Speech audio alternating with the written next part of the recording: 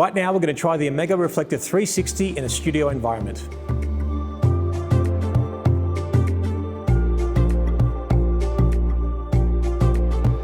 So right now we're going to try the Omega Reflector 360 in the studio. We're going to have a 5-foot octabank.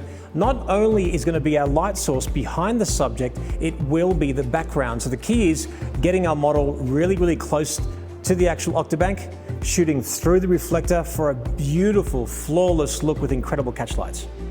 I was shooting with the white side of the Omega Reflector 360 and it gave us a beautiful look. Not a huge difference between highlight and shadow.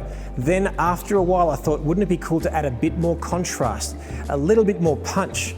Then we flipped it to the silver side and we got the exact shot that we're looking for.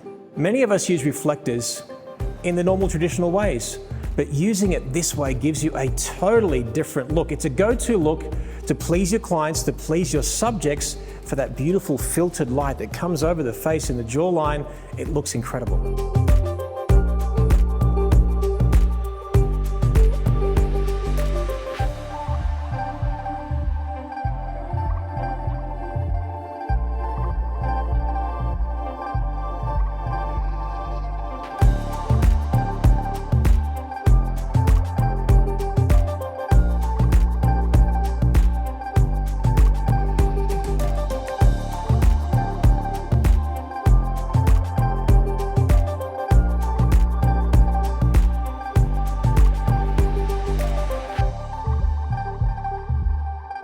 In the comments below, please tell us what look do you prefer? Do you prefer the white side or the silver side?